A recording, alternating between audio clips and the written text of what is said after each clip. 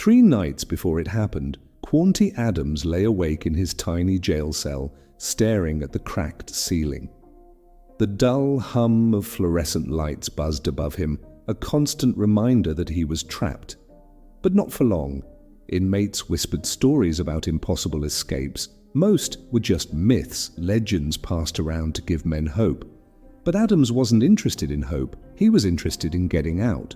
Alton City Jail wasn't a supermax facility. It wasn't some impenetrable fortress. But it was still a prison, and breaking out of one required more than just guts. It required brains, patience, and the kind of nerve that most men didn't have. Adams had all 3. Quawntay Adams wasn't your average inmate. At 33, he had already spent years inside various prisons. He knew how they operated, where the guards were lazy, where the cameras had blind spots, and most importantly, how prisoners made mistakes. But this time, the stakes were higher. He was facing 35 years for attempting to possess 400 pounds of marijuana, 35 years for weed. He couldn't let that happen. For months, he had been studying the jail's routines. He watched how the guards moved when they did their rounds, where they cut corners. Every prison had weaknesses. It was just a matter of finding them. Then he saw it. His cell door had a food slot, a small opening used to pass trays inside. The average man couldn't fit through it, but Quawntay Adams wasn't average. Getting through the food slot was only part of the escape. He needed help, someone on the outside. That's when he came up with a crazy idea.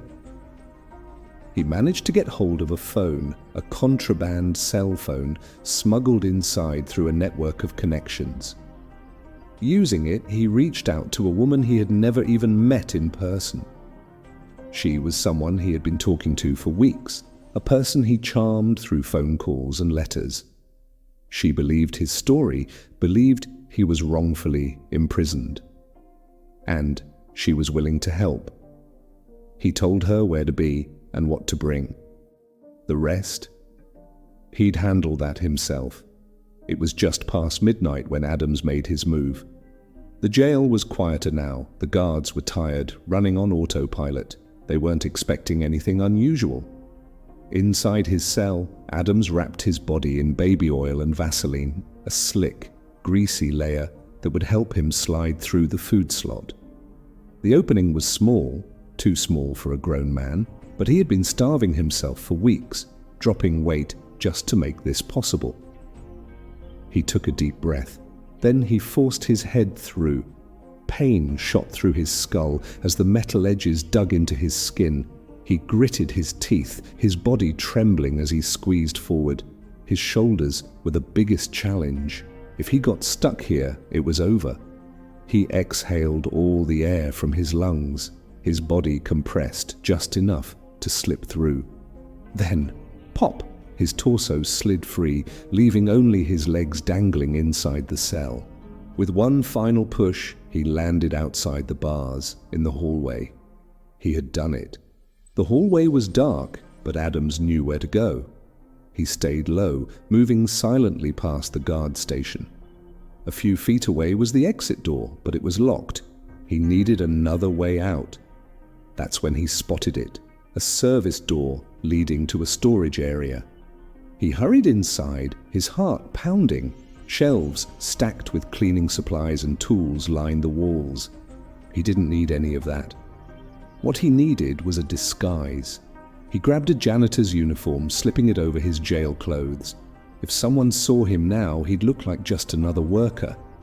But looking the part wasn't enough. He needed to act the part too. He picked up a mop and bucket and walked out like he belonged. A security guard was coming his way. Adams didn't panic. He just kept moving. Confident, casual. The guard barely glanced at him. To him, Adams was just another guy on the night shift.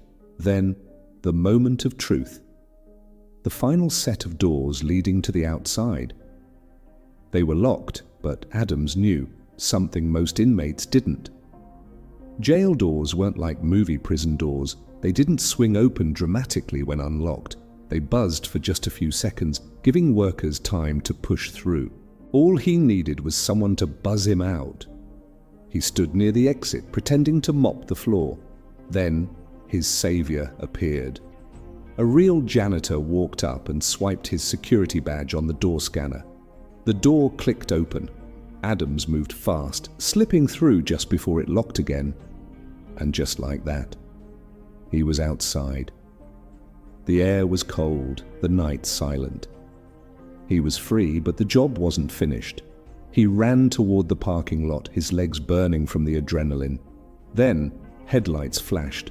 A car was waiting. Inside, the woman who had agreed to help him sat behind the wheel, nervously gripping the steering wheel. Adams jumped in, slammed the door, and they sped off into the night. By the time the alarm sounded inside the jail, Adams was long gone.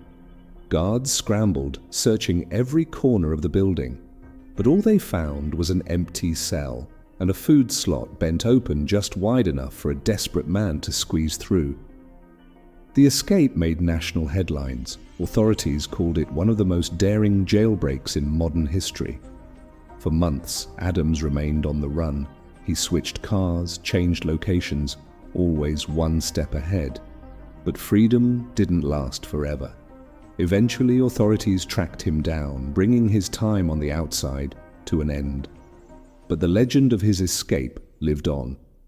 Even behind bars, Adams became a symbol of defiance, proof that no prison is truly inescapable if a man is desperate enough. And though they locked him away again, he had done what no one else dared to do. He had beaten the system.